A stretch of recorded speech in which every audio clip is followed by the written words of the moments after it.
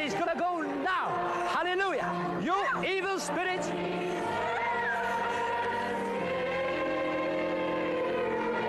We haven't finished yet.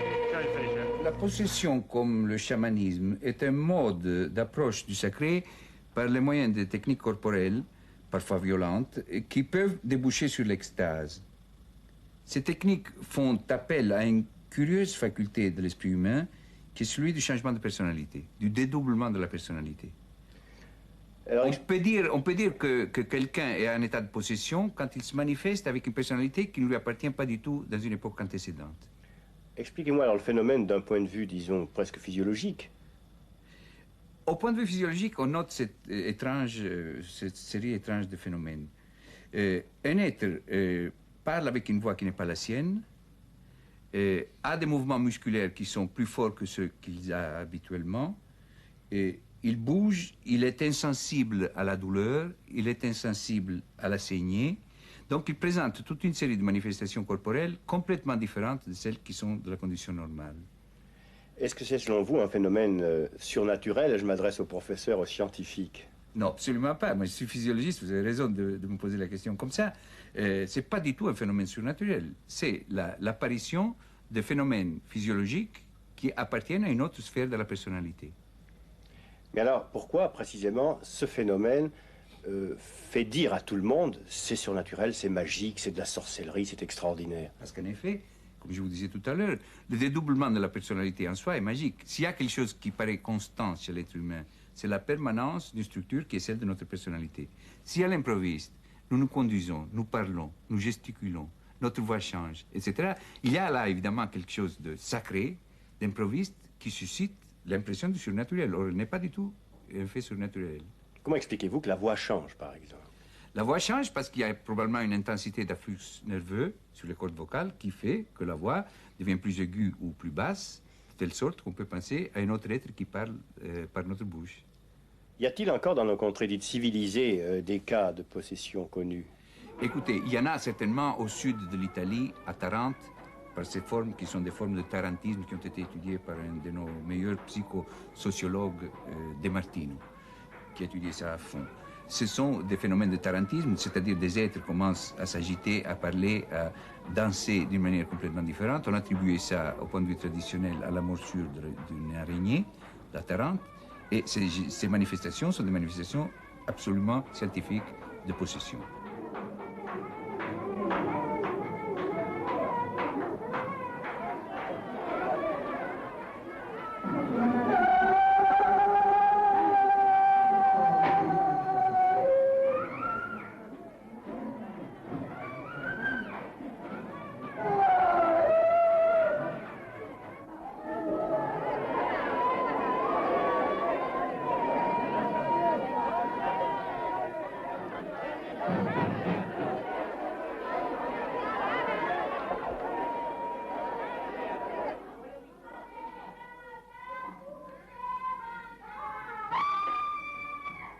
Même un être très civilisé, occidental, moderne, peut être saisi par la possession. Absolument, il y a tout le temps ce cas-là. Écoutez, maintenant je ne voudrais pas vous dire quelque chose qui paraît paradoxal.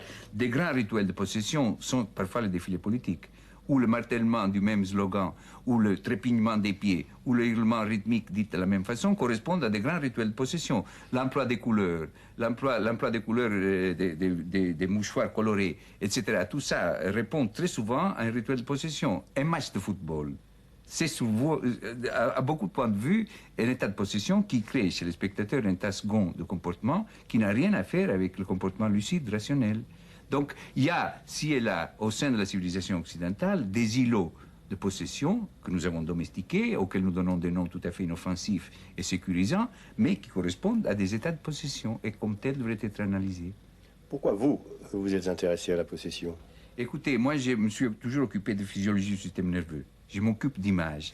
Et je crois que l'étude de la possession à notre époque peut donner des résultats extraordinaires. Parce que la possession en soi-même est à la source de trois phénomènes extrêmement importants. La naissance du théâtre. Finalement, le théâtre, qu'est-ce que c'est? C'est un acteur qui change de personnalité et une autre personne. Nous sommes là devant, nous nous émouvons, nous pleurons, tout en connaissant parfaitement l'état civil de l'acteur, en sachant qu'il ne mourra pas, etc. Voilà une première source de possession. Le théâtre est une des formes de possession, surtout à ses origines dionysiaques. La deuxième, c'est la psychothérapie. Nous savons très bien que c'est justement grâce au changement de personnalité que Freud a pu faire ses découvertes de psychanalyse. Et donc, l'étude de la possession nous illustre beaucoup sur la démarche de la psychanalyse. Et en troisième lieu, la naissance des religions. Vous savez que dans beaucoup de religions primitives, surtout les religions animistes, il est fondamental d'étudier la notion de changement de personnalité ou bien de la descente d'un esprit divin sur un corps qui est un corps humain. Donc voilà trois raisons, l'étude d'histoire des religions, l'étude de la psychothérapie et l'étude des origines du théâtre qui peuvent pousser à l'analyse de la possession comme à un des phénomènes capitaux de l'histoire des civilisations humaines.